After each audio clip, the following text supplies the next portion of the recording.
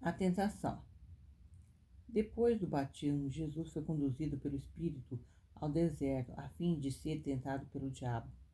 Ao dirigir-se para o deserto, Jesus foi guiado pelo Espírito Santo de Deus.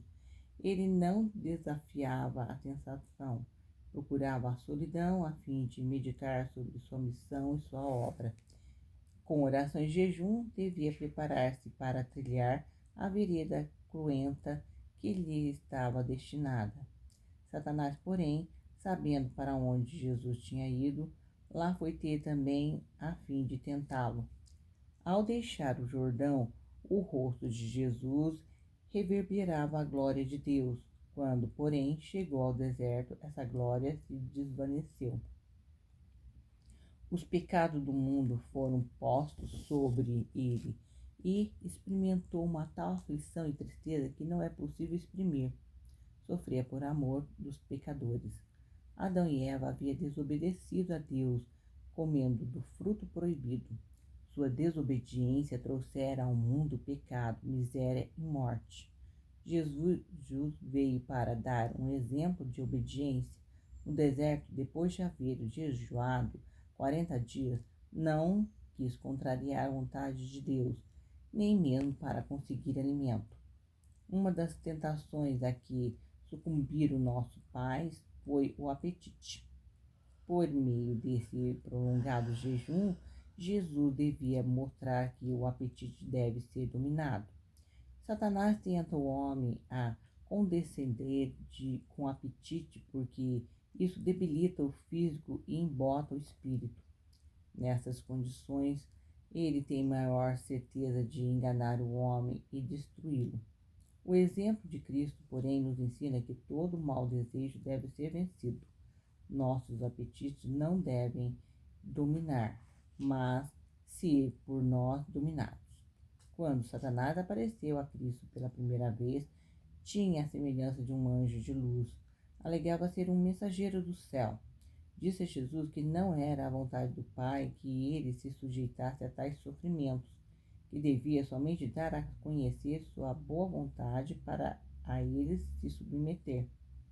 Quando Jesus estava lutando contra as mais pungentes exigências da fome, Satanás lhe disse: Se tu és filho de Deus, manda que estas pedras se façam pães. Como o Salvador devia constituir-se em tudo o nosso exemplo, cumpria que sofresse as privações como nós as precisássemos sofrer. Não devia obrar milagre para servir-se a si próprio. Todos os seus milagres deviam ser somente em benefício dos outros. A essa intimação de Satanás, Jesus respondeu: Está escrito, nem só de pão viverá o homem, mas de toda a palavra que sai da boca de Deus. Com isto, mostrou que é de muito maior importância obedecer à palavra de Deus do que prover as nossas necessidades materiais. Aquele que obedece à palavra de Deus tem a promessa de tudo quanto hão mister na presente vida e também a promessa da vida eterna. Satanás fracassou, pois, no seu plano de vencer a Cristo por esta primeira tentação.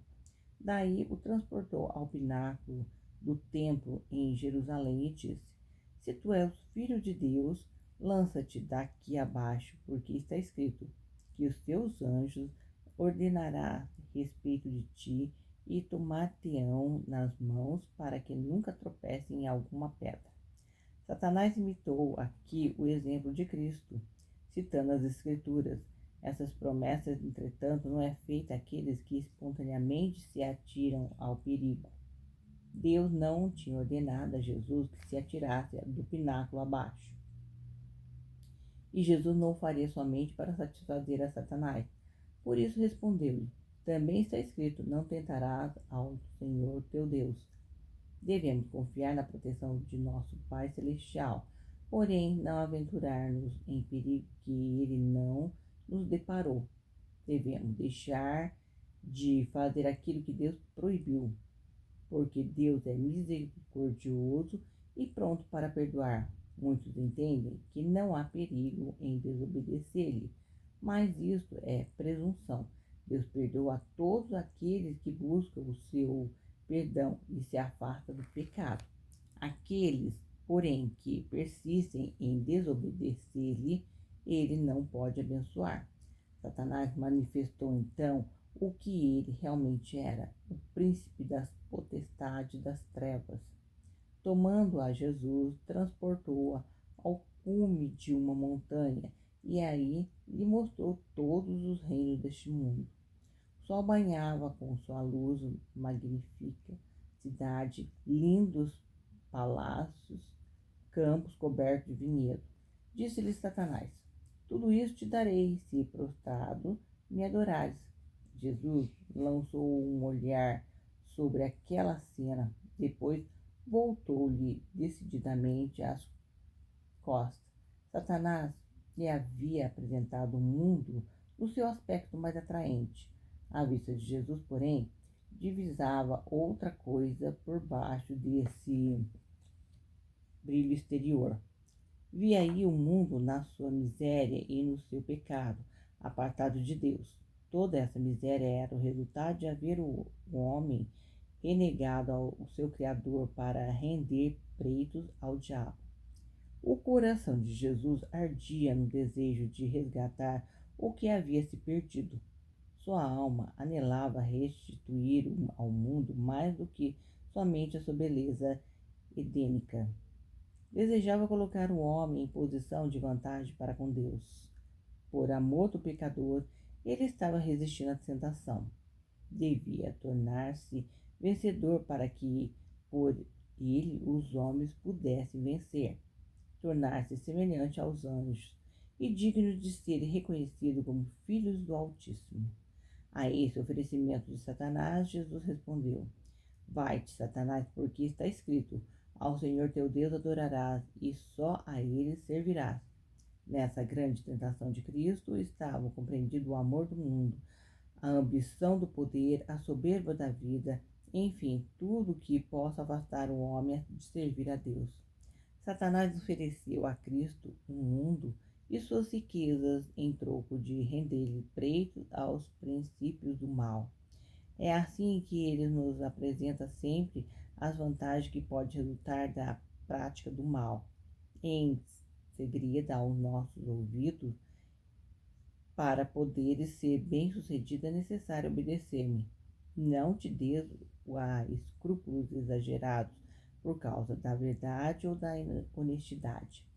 Atende ao meu conselho e te darei fortuna, honras e venturas. Dando ouvido a tais conselhos, estamos, na realidade, adorando ao diabo em vez de a Deus.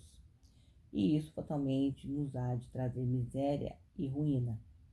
Quando Cristo disse a Satanás: vai-te, o tentador não pôde resistir a este mando, sendo obrigado a afastar-se.